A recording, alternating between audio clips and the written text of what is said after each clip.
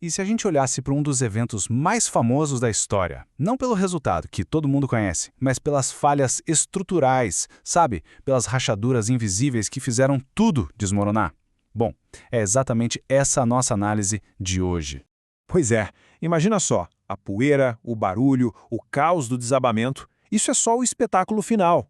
A causa real, a falha que importa mesmo, ela começa muito antes. É uma tensão silenciosa lá no fundo que vai crescendo, até que, de repente, tudo vem abaixo. Então é com essa cabeça, com esse olhar de engenheiro forense, que a gente vai mergulhar hoje no colapso em série das instituições e da moralidade lá na Paixão de Cristo.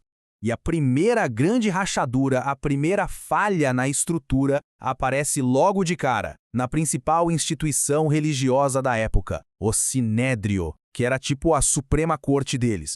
Olha que impressionante! A primeira fissura aparece na mesma hora. Assim que Jesus é preso, ele é levado para um julgamento totalmente secreto, na casa de Caifás. E aqui está o ponto crítico. Tudo isso acontece no meio da noite. E segundo as próprias leis que eles deveriam proteger, um julgamento capital, um que podia levar à morte, era, olha só, completamente proibido de ser feito no escuro. Tinha que ser de dia, aberto ao público. A ironia disso é pesada, né? A instituição que existe para proteger a lei é a primeira a usar essa mesma lei como uma arma.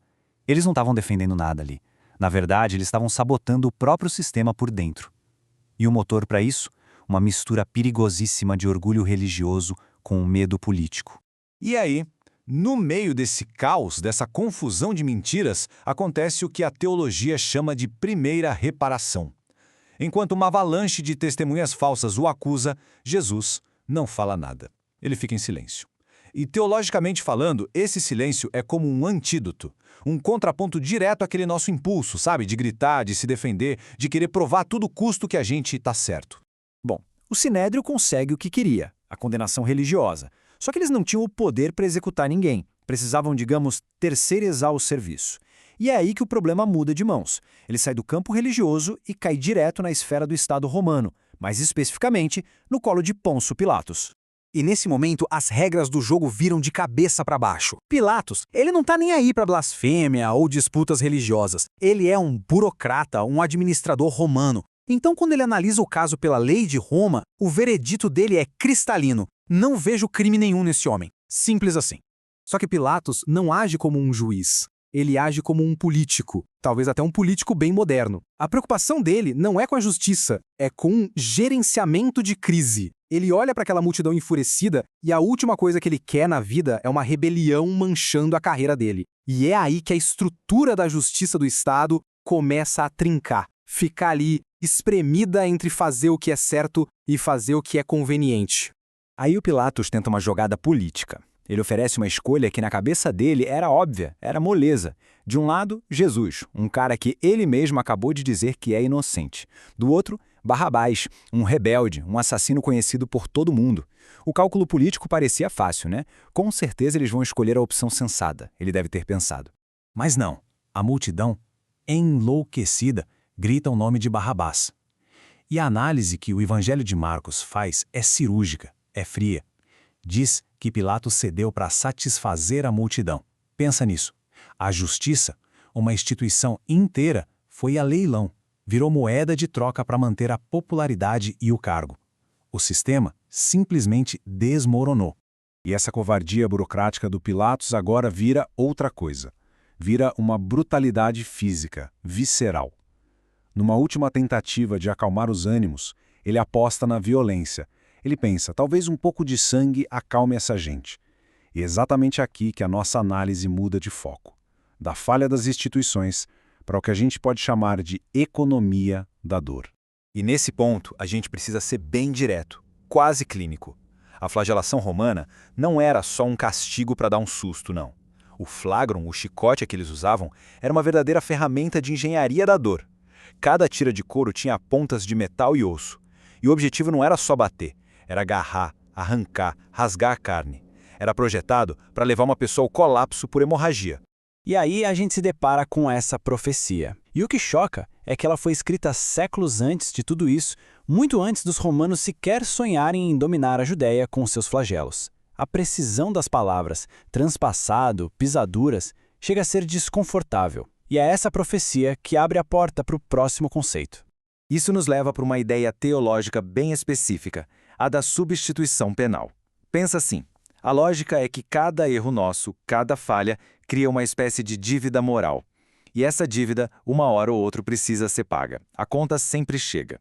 Dentro dessa visão, cada golpe daquele chicote no corpo de Cristo estaria simbolicamente quitando a conta dos nossos próprios erros, dos nossos excessos. Olha só essa correspondência, essa economia espiritual que se desenha. O ataque com mentiras e falso testemunho é contrabalanceado pelo silêncio voluntário. O ataque ao corpo, a flagelação, repara as falhas ligadas ao corpo. E a coisa não para por aí não. A tortura muda de alvo. Vai do corpo para a mente, com a coroa de espinhos, que seria a reparação para o nosso orgulho intelectual, para a nossa busca incessante por status. Parece que a dor física já não bastava. A agressão vira um espetáculo de humilhação. Eles pegam um manto púrpura, a cor da realeza, e jogam sobre as costas dele, que já estavam em carne viva. Colocam na cabeça dele uma coroa, só que não de ouro, mas de espinhos. O alvo agora mudou. Não é mais só o corpo, é a autoridade dele, a identidade, a mente. Então, vamos juntar as peças. Quando a gente olha para essa sequência de falhas institucionais, uma levando a outra, o que a gente está vendo de verdade? Olha essa linha do tempo. É um colapso total. Em questão de horas, todos os pilares que sustentam uma sociedade desmoronaram. De noite, a instituição religiosa falha por hipocrisia. De manhã, o sistema político e de justiça falha por pura covardia. E de tarde, a decência humana mais básica falha, dando lugar ao sadismo e à zombaria. E é aqui que vem a conclusão que, para mim, é a mais assustadora. Porque essa história não é só um fóssil, uma peça de museu. Ela funciona como um raio-x de nós mesmos. O mesmo material tóxico daquela época, o orgulho, o medo de perder o poder, a conveniência de agradar a multidão, é exatamente o mesmo material que a gente usa hoje para construir as nossas instituições, as nossas discussões na internet e os nossos próprios julgamentos sobre os outros.